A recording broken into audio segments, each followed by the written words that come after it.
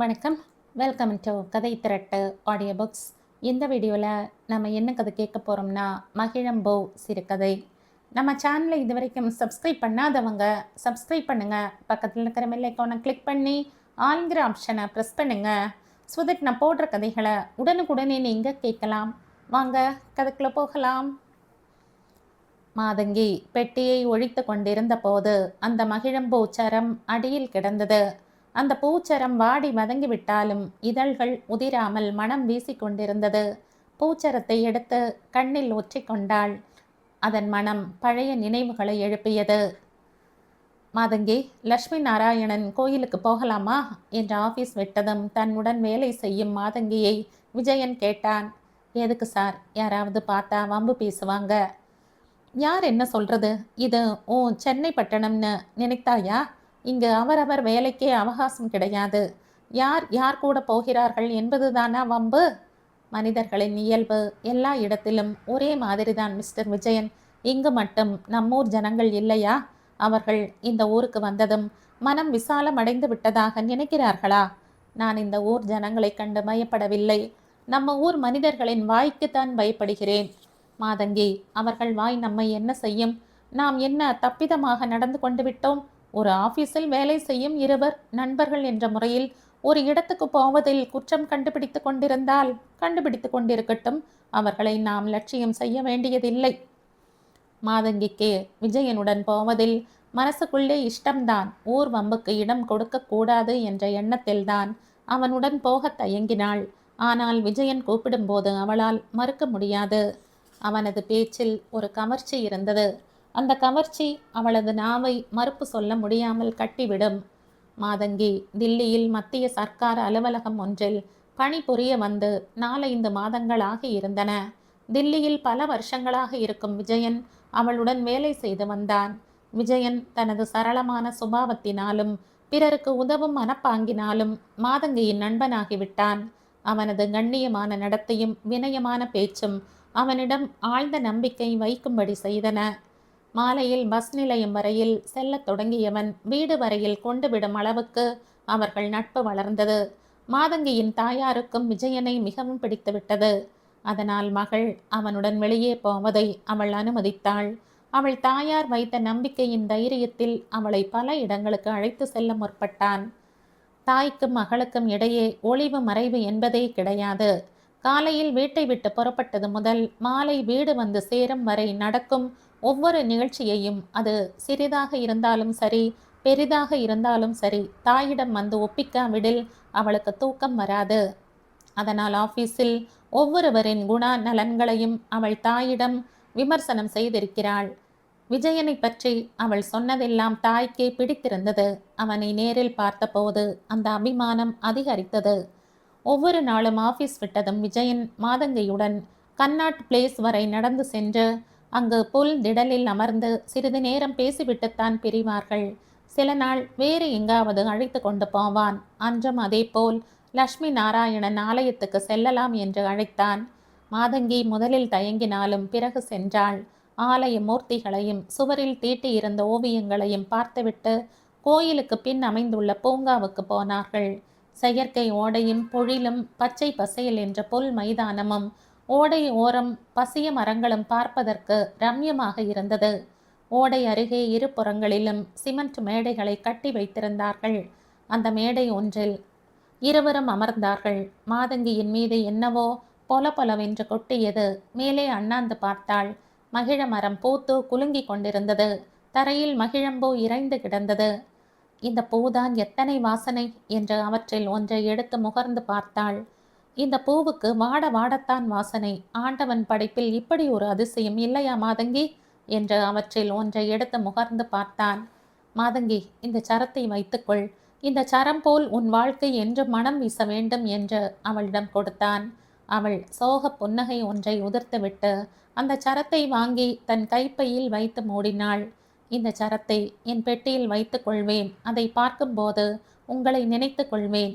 விஜயன் சிரித்து கொண்டான். மாதங்கிக்கு இத்தனை வருஷங்களுக்கு பிறகு அந்த சிரிப்பு நினைவுக்கு வந்தது. எவ்வளவு அன்புடனும் ஆர்வத்துடனும் இந்த சரத்தை என்னிடம் கொடுத்தார். சரம் இருக்கிறது, அதன் மனம் இருக்கிறது.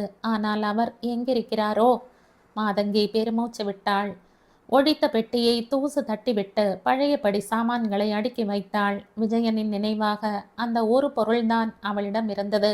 அந்த சரம் அவள் பெட்டியில் எப்படி மனம் பரப்பி வந்ததோ அதே போல விஜயனின் நினைவு அவள் நெஞ்சக பெட்டியில் அடக்கமாயிருந்தது. வெளி உலகிற்கு அவள் ரொம்பவும் மகிழ்ச்சி உடையவள் போலத்தான் இருந்தாள். ஆனால் உள்ளூர ஒரு வேதனை குமுறிக் கொண்டிருந்தது. அந்த வேதனைக்கு காரணம் விஜயனா? அல்ல. மாதங்கி சர்க்கார் அலுவலகத்தில் உத்தியோக கௌரவத்துக்காக சேர்ந்த போதிலும் அவளுக்கு சங்கீதம், நடிப்பு முதலிய கலைகளில் நல்ல தேர்ச்சி உண்டு. தமிழ்நாட்டில் பல மேடைகளில் கச்சேரி செய்து புகழ் பெற்றவள். அமெச்சூர் நாடகங்களில் நடித்திருக்கிறாள். இதையெல்லாம் அவள் எவரிடமும் சொன்னதில்லை. விஜயனிடம் ஏதோ பேச்சுவாக்கில் தான் ஒரு பாடகி என்று சொன்னபோது, என்ன நிஜமாகவா என்று ஆச்சரியப்பட்டு போனான். இதை நீ ஏன் சொல்லவில்லை? என்னை நான் விளம்பரப்படுத்தி கொள்ள விரும்பவில்லை. அதுவும் தவிர அந்த வாழ்க்கை அலுத்து விட்டது. ஊர் ஊராக கச்சேரிக்கு போக ஒரு துணை வேண்டாமா? என் தந்தை இறந்தவரை வசதியாயிருந்தது. அப்புறம் எனக்கு ஒரு துணையும் இல்லை. ஏன் ஒரு துணைவனை தேடிக்கொண்டிருக்கலாமே? உங்களைப் போல் யோசனை சொல்வதற்கு ஒருவரும் முன்வரவில்லை என்றாள் வெடுக்கென்று. அடே அப்பா, என்ன கோபம் வருகிறது? சங்கீதம் ஒரு தெய்வீக கலை, இதயத்தை தொடும் கலை. நாத வெள்ளத்தில் உலகத்தையே மறந்து விடலாம். அப்படிப்பட்ட ஒரு கலையை கற்று தேர்ந்துவிட்டு இப்படி சர்க்கார் எந்திரத்தில் வந்து உழலும் உன் அசட்டுத்தனத்தை பார்த்தால் வேடிக்கையாகவும் வேதனையாகவும் இருக்கிறது. அடே அப்பா, என்ன கோபம் வருகிறது? சங்கீதம் ஒரு தெய்வீக கலை, இதயத்தை தொடும் கலை. நாத வெள்ளத்தில் உலகத்தையே மறந்து விடலாம். அப்படிப்பட்ட ஒரு கலையை கற்று தேர்ந்துவிட்டு இப்படி சர்க்கார் எந்திரத்தில் வந்து உழலும் உன் அசட்டுத்தனத்தை பார்த்தால் வேடிக்கையாகவும் வேதனையாகவும் இருக்கிறது. என்ன செய்வது? ஒவ்வொருவர் வாழ்க்கையில் பல்வேறு காரணங்களால் தனது திறமைக்கேற்ற தொழிலையோ வேலையையோ செய்ய முடியாமல் போய்விடுகிறது. அது மாதிரிதான் நானும் கச்சேரிகள் செய்வதை விட்டு அரசாங்க உத்தியோகத்துக்கு வந்தேன். அப்படியானால் ஆண் துணையை வேண்டிய அவசியத்தினால் நீ சங்கீதத்தை விடவில்லை, வேறு ஏதோ காரணத்தினால் தான் இல்லையா? மாதங்கி மௌனம் சாதித்தாள். உனக்கு என்னிடம் சொல்லலாம் என்றால் காரணங்களை சொல்லேன். வேண்டாம், அதையெல்லாம் நான் மறந்துவிட்டேன், கேட்காதீர்கள். மாதங்கியின் குரலில் இருந்த வேதனையும் துயரமும் அவளை மேலும் தூண்டி கேட்க விடாமல் தடுத்தன விஜயனை. மாதங்கியின் வாழ்வில் ஏதோ சோக மர்மம் புதைந்து கிடக்கிறது என்பது புலனாயிற்று. அதை அவள் தெரிவித்தால் அந்த துயரத்தை துடைத்து அவள் வாழ்வை உண்மையில் மகிழ்ச்சி உடையதாக செய்ய முடியுமா என்று பார்க்கலாமே என்று எண்ணினான் விஜயன். மாதங்கி விஜயனுடன் எவ்வளவுதான் நெருங்கி பழகினாலும் எவ்வளவுதான் சிரித்து சிரித்து பேசினாலும் அவள் வாழ்வில் மறைந்து கிடக்கும் ரகசியத்தை அவனிடம் சொல்லாமல் மழுப்பி மறைத்து விடுவாள். பேச்சை அந்த பக்கம் போக வெட்டாமல் திசை திருப்பி விடுவதில் கைகாரி. விஜயன் அதற்காக தன்னுடைய முயற்சியை கைவிடவில்லை. மாதங்கியின் உள்ளத்தில் இடம் பெறுவதை விட அவள் தாயாரின் இதயத்தில் இடம் பிடித்து கொள்வது பலன் அளிக்கும் என்று நம்பினான். மாதங்கியின் வீட்டுக்கு அடிக்கடி போய் அவள் தாயாருடன் பேசி கொண்டிருப்பான். ஆண் துணை இல்லாத ஒரு குடும்பத்துக்கு அவன் உதவி பெரிதும் தேவையாகத்தான் இருந்தது. ஒரு நாள் விஜயன் மாதங்கி இல்லாத வேளையில் அவள் வீட்டுக்கு சென்றான். வாப்பா விஜயா என்று அவள் தாயார் வரவேற்றாள். மாதங்கி இங்கே? யாரோ அவள் தோழிக்கு கல்யாணமாம், போயிருக்கிறாள். யார், பிரமிளாவுக்கா? ஆம். என்று விஜயன் பெருமூச்சு விட்டான். ஏன்பா, இந்த காலத்தில் நல்ல பெண்களுக்கெல்லாம் மனமாக மாட்டேன் என்கிறது. பிரமிளாவை போன்றவர்களுக்கு கல்யாணமாகி விடுகிறது. என்னப்பா சொல்கிறாய் நீ? பிரமிளாவை எனக்கு நன்றாக தெரியும். அவள் உறவாடாத ஆண்களே இல்லை என்று சொல்லலாம். இருந்தும் அவளையும் ஒருவன் மணக்க வந்திருக்கிறான் பாருங்கள். அதெல்லாம் ஒருவரை பற்றி அபாண்டமாக சொல்லக்கூடாதுப்பா. அவள் அப்பா சமூகத்தில் உயர்ந்தவர். எல்லோரிடமும் சோஷியலாக பழக வேண்டிய அவசியம் அவளுக்கு ஏற்பட்டிருக்கிறது. ஒழுக்கம் தவறி நடந்திருப்பாள் என்று நாம் முடிவு கட்ட முடியாதப்பா. பிரமிளாவின் உள்ளம் தங்கம். அவள் இதுவரை எப்படி நடந்து கொண்டாலும் இனி ஒழுங்காக இருப்பாள். நீங்கள் பெண் அல்லவா? உங்கள் இனத்தை விட்டு கொடுப்பீர்களா? பிரமிளா எப்படி வேண்டுமானாலும் போகட்டும். நான் உங்களை ஒன்று கேட்பேன். ஒளிவு மறைவு இல்லாமல் சொல்ல வேண்டும். மாதங்கியை பற்றி தானே கேட்கப் போகிறாய்? ஆம், அவளை பற்றி நான் சொல்ல முடியாதப்பா. அதற்கு எனக்கு உரிமை கிடையாது. என்ன, நீங்கள் அவளை பெற்றவள், உங்கள் மகளை பற்றி சொல்ல உரிமை கிடையாதா? அவள் என் வாயை கட்டியிருக்கிறாள். இந்த ஊரில் யாரிடமும் அவர்கள் எப்பேற்பட்டவர்களாயிருந்தாலும் எதுவும் சொல்லக்கூடாது என்ற வாக்குறுதி வாங்கி கொண்டிருக்கிறாள். விஜயனுடைய சந்தேகங்கள் அதிகரித்தன. இவர்களுடைய மர்மத்தை எப்படியாவது தெரிந்து கொள்ள வேண்டும் என்ற உறுதி அவன் மனதில் பிறந்தது.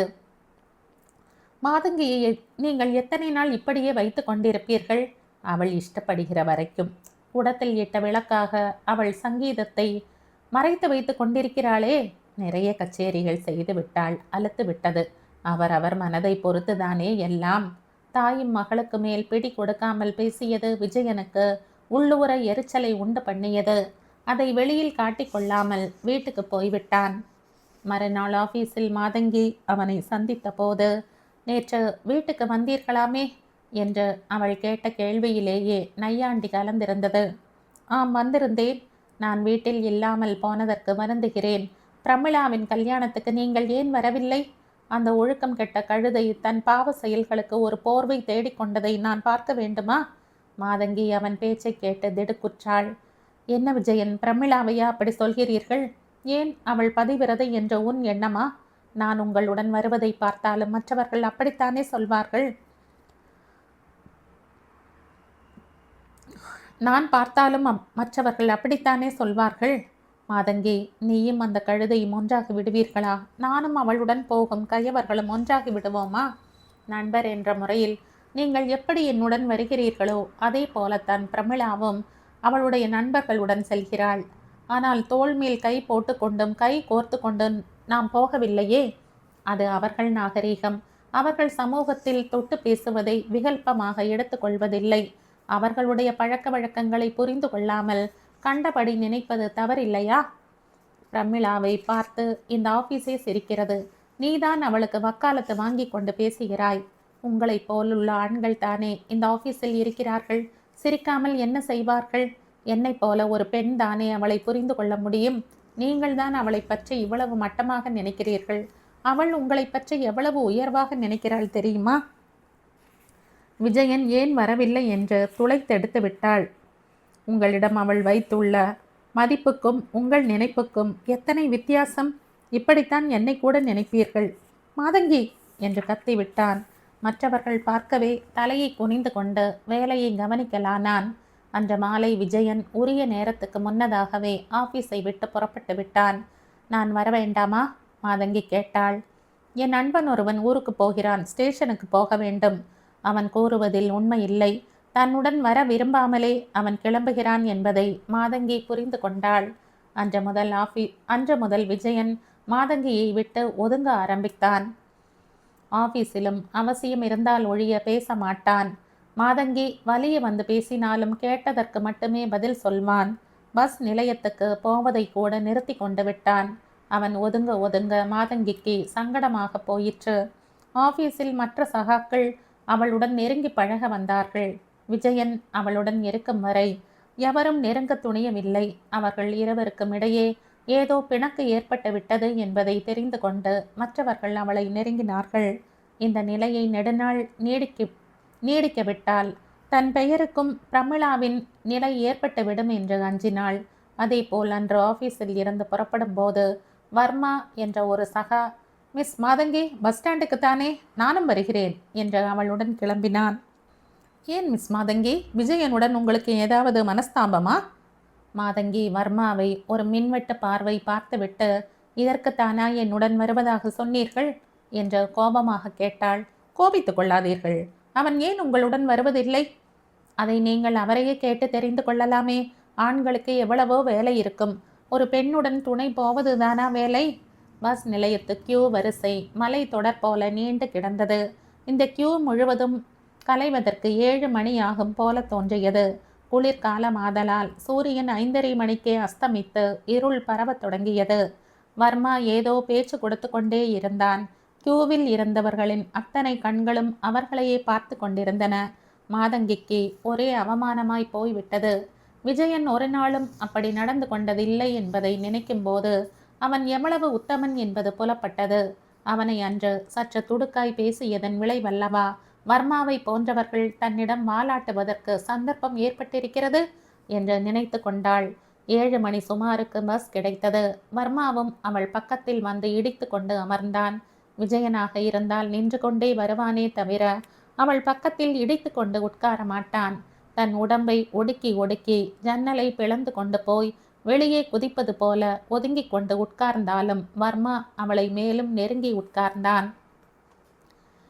வெளியே பனி கவிந்திருந்தது. குளிர் நடுங்க தொடங்கியது. மாதங்கிக்கோ வியர்த்து கொட்டியது. மிஸ்டர் வர்மா, இந்த சீட் 2 பேருக்கானது, கொஞ்சம் தள்ளி உட்காருங்களேன் என்றாள் துணிச்சலை வரவழைத்து கொண்டு. ஓ, மன்னிக்கவும் என்ற அசட்டு சிரிப்புடன் அவன் சற்று விலகி கொண்டான். பஸ்ஸை விட்டு இறங்கிய போது வர்மாவும் கூடவே இறங்கினான்.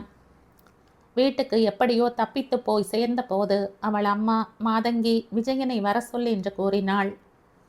எதுக்குமா? நீ வர சொல். மறுநாள் விஜயன் சற்று சீக்கிரமாகவே ஆபீஸுக்கு வந்து தனியாக இருந்தான். மாதங்கி அவனிடம் சென்று, மிஸ்டர் விஜயன், எங்க அம்மா உங்களை சாயங்காலம் வீட்டுக்கு வர சொன்னாங்க என்றாள். என்ன விசேஷம் திடீரென்று? எனக்கு தெரியாது. மகளுக்கு தெரியாத ரகசியம் தாய்க்கு கிடையாதே. இந்த ரகசியத்தை அவள் சொல்ல மறுத்து விட்டாள். நான் உன் வீட்டுக்கு வந்தால் அதனால் உன் பெயர் கெடாதே. சார், என்னை கொல்லாதீர்கள். நான் அன்று ஏதோ ஆத்திரத்தில் சொல்லிவிட்டேன். அதற்காக இப்படி பாராமுகமாயிருந்து தண்டனை விதிக்காதீர்கள். உன் வாழ்க்கை மர்மத்தை என்னிடம் சொல்ல வேண்டும். என்னிடம் நம்பிக்கை இருந்தால் அதை சொல். நீ சொல்ல மறுத்தால் என்னிடம் நம்பிக்கை இல்லை என்று வைத்துக் கொள்வேன். என்னிடம் நம்பிக்கை வைக்காதவர்களிடம் நான் பழகுவது கிடையாது. வீட்டுக்கு வாருங்கள், சொல்கிறேன். வாப்பா விஜயன், இத்தனை நாள் உன்னை காணவே காணோமே என்ற மாதங்கியின் தாய் அவனை வரவேற்ற போது விஜயன் பொன்முறுவலுடன் நிறுத்தி கொண்டான். என்னை வர சொன்னீர்களாமே? சிறிது நேரத்துக்கு பிறகு கேட்டான். விஜயன், காஃபி சாப்பிடுகிறீர்களா என்று மாதங்கி கேட்டாள். சாப்பிடலாமே. மாதங்கி மனதிற்குள் சிரித்து கொண்டாள். இன்னும் கோபம் போகவில்லை போலிருக்கிறது. காஃபியை கொண்டு வா என்று சொல்பவர் எது கொடுத்தாலும் சரி என்கிறாரே என்று நினைத்து கொண்டு காஃபியை கொண்டு வந்தாள். தாயார் சொன்னாள், விஜயன், இந்த ஊரில் நாங்கள் வந்து இறங்கிய போது எங்களுக்கு உன் மாதிரி ஒரு துணை கிடைக்கும் என்று நாங்கள் எதிர்பார்க்கவில்லை. உன் பழக்கம் ஏற்பட்டதும் எனக்கு ஒரு பிள்ளை கிடைத்த மாதிரி சந்தோஷப்பட்டு கொண்டிருந்தேன். உன்னுடன் மாதங்கி எல்லா இடங்களுக்கும் போவதை நான் ஆட்சேபித்ததே இல்லை. அதற்கு காரணம் உன்னிடம் எனக்கு ஏற்பட்ட நம்பிக்கைதான். ஏதோ வாயால் சொல்கிறீர்கள். உண்மையில் உங்களுக்கு என் மீது நம்பிக்கை இருந்தால் அன்று நான் கேட்டதற்கு அப்படி பதில் சொல்லி இருக்க மாட்டீர்கள். உன்னிடம் சொல்ல வேண்டும் என்று தான் துடித்து கொண்டிருந்தேன். ஆனால் மாதங்கி எனக்கு வாய்ப்பூட்டு போட்டு விட்டாளே. நான் பூட்டை கழற்றி விடுகிறேன், அவரிடம் சொல்லிக்கொள் என்றாள் மாதங்கி. மாதங்கியின் அப்பா பெரிய சங்கீத ரசிகர். மகளை ஒரு சிறந்த பாடகியாக உருவாக்க வேண்டும் என்று அவளுக்கு 5 வயதிலேயே இசை பயிற்சி தொடங்கிவிட்டார். பெண்ணை பிரபல கச்சேரிகளுக்கெல்லாம் தவறாமல் கூட்டிக் கொண்டு போவார். அப்படி அவர் கூட்டிக் கொண்டு போன கச்சேரிகளில் கனகாங்கியின் கச்சேரி மிக முக்கியமானது. இசை உலகத்தில் கனகாங்கி ஒரு அரசியாக இருந்தாள். சாரீரத்துடன் உருவ அழகு வாய்ந்தவர்களாக இருந்ததால் அவளது கடைக்கண் வீச்சில் மயங்கி விழுந்தவர் பலர். மாதங்கியை அவளிடம் சிற்றை கற்க அனுப்ப வேண்டும் என்று அவள் அப்பா குதியாய் குதித்தார். நான் முதலில் இதை தடுத்தேன். அதெல்லாம் எடுபடவில்லை. கனகாங்கி வீட்டுக்கு மாதங்கியை அனுப்பவே செய்தார். அதோடு நின்றிருந்தால் எனக்கு வாழ்வு எவ்வளவோ மகிழ்ச்சியாக இருந்திருக்கும். ஆனால் அவரும் அவளது அழகுக்கு அடிமையாகிவிட்டார். 10-12 வருடங்கள் கனகாங்கியின் மோகத்தில் அவரும் என் பெண் அவளது பாட்டிலும் திளைத்து கிடந்தார்கள். தனது வித்வத்துவம் பூராவையும் எனது மகளுக்கு அவள் புகட்டிவிட்டு இவ்வுலகை விட்டு நீங்கி விட்டாள். மாதங்கியின் சங்கீத திறமையை உலகுக்கு பறைசாற்ற வேண்டும் என்று அவர் பிடிவாதம் பிடித்தார். வேண்டாம், வீட்டிலேயே பாடி நீங்கள் கேட்டு மகிழுங்கள் போதும் என்று வாதாடினேன். இதற்காகவா இவ்வளவு பாடுபட்டு சங்கீதம் கற்றுக் கொடுத்தேன் என்று பெண்ணை மேடை ஏற்றிவிட்டார். மாதங்கி மளமளவென்று பல கச்சேரிகள் செய்ய தொடங்கிவிட்டாள். பணமும் பெயரும் வந்து விட்டன. அவள் தகப்பனார் துணையுடன் ஊராய் சென்று பாடினாள். கச்சேரிகள் போதாதென்ற அமெச்சூர் நாடகங்களில் வேறு நடித்தாள். நான் சொன்னதை அவர் கேட்கவே இல்லை. பணத்தை கண்டு நான் மகிழ்ச்சி அடையவில்லை. என் மகள் வாழ்வு பாழ்படாமல் இருக்க வேண்டுமே என்ற கவலைதான் எனக்கு. கனகாங்கியின் வாடை என் மகளுக்கும் வீசிவிடக் கூடாதே என்று நடுங்கிக் கொண்டிருந்தேன். என் நடுக்கத்தை மேலும் அதிகரிப்பது போல நாடகத்தில் நடிக்கும் இளைஞன் ஒருவன் மாதங்கியுடன் வர ஆரம்பித்தான். அவனை எனக்கு பிடிக்கவில்லை. அந்த இளைஞன் மாதங்கியுடன் கச்சேரிகளுக்கும் துணை செல்ல ஆரம்பித்தான். அவருக்கோ அந்த பையனிடம் அபாரமான நம்பிக்கை. அந்த நம்பிக்கை நாளடைவில் வளர்ந்து தான் போகாமல் அவனை மட்டும் அவளுடன் போக அனுமதிக்கும் அளவுக்கு வந்து விட்டது. திருச்சியில் ஒரு கச்சேரி. மாதங்கியின் அப்பாவுக்கு உடல் நலம் சீராய் இல்லை. அந்த இளைஞனை அவளுடன் அனுப்பினார். கச்சேரியை வேண்டாம் என்று சொல்லிவிடுவோம், அவனுடன் அவளை அனுப்ப வேண்டாம் என்றேன். அவர் கேட்கவில்லை. திருச்சி கச்சேரிக்கு பின் மாதங்கியை கொண்டு வந்து விட்டான். பிறகு அவன் வரவே இல்லை. மாதங்கியிடம் அவனை பற்றி கேட்டதற்கு அவள் பதில் ஏதும் சொல்லவில்லை. அப்பாவும் மகளும் ஏதோ ரகசியமாக பேசிக்கொண்டார்கள். அவர் எங்கேயோ போனார். பல நாள் கழித்து மன சோர்வோடு திரும்பி வந்தார். மாதங்கியும் அதன் பிறகு உற்சாகமாய் இல்லை. கச்சேரிகளிலும் அவளுக்கு அக்கறை குறைந்தது. அவளுடைய அப்பா மனக்கவலையால் படுத்த படுக்கையாகிவிட்டார். உனக்கு துரோகம் செய்தேன், உன் பெண்ணையும் என் வழியில் கொண்டு போய் அவளுடைய வாழ்வையும் பாழ்படுத்தி விட்டேன் என்று ஒரு நாள் மனதை திறந்து அழுதார். அதன் பிறகு அவர் வெகுநாள் உயிர் வாழவில்லை. மாதங்கி தன் சங்கீதத்தை விட்டொழித்தாள். இங்கு வேலை தேடி வந்தோம். இதுதானப்பா எங்கள் வாழ்க்கை. அந்த இளைஞன் பெயர் என்ன மாதங்கி என்று விஜயன் கேட்டான். மாதங்கி விசித்து விசித்து அழுதாள். அவர் உயிருடன் இல்லை. ரயில் விபத்து ஒன்றில் இறந்து விட்டார். அந்த அதிர்ச்சிதான் அப்பாவுக்கு. இந்த சங்கீதமும் நாடகமும் தானே உன் வாழ்வை பாழ் பண்ணியது.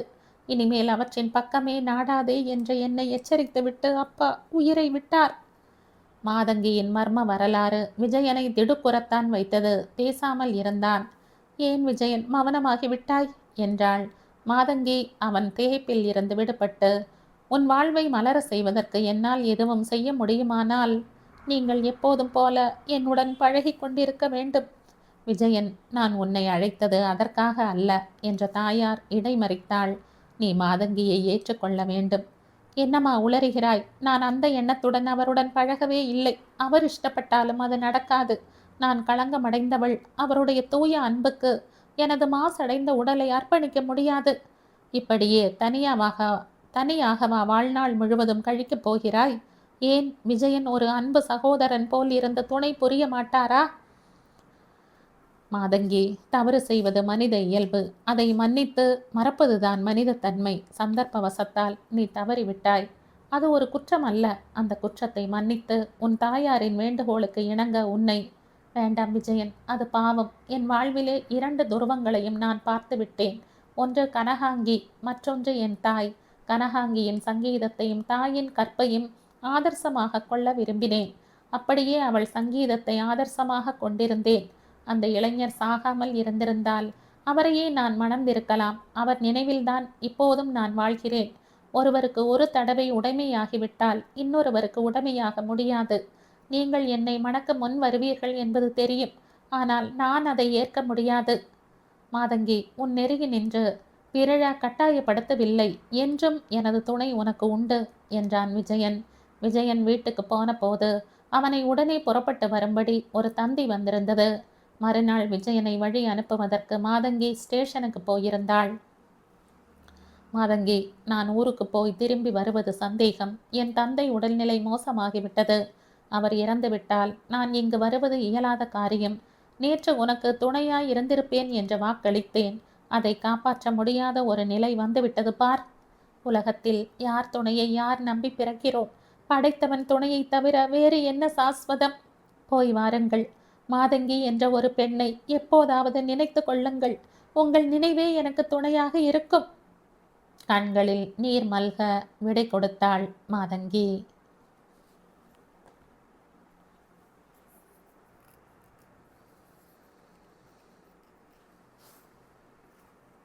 இதோடு இந்த கதை முடியுது. இந்த கதையை உங்களுக்கு பிடிச்சிருந்தா லைக் பண்ணுங்கள், ஷேர் பண்ணுங்கள், சப்ஸ்கிரைப் பண்ணுங்கள். மற்றும் ஒரு இன்ட்ரெஸ்டிங்கான கதையோட அடுத்த வீடியோவில் சந்திப்போம். பாய். தேங்க்யூ.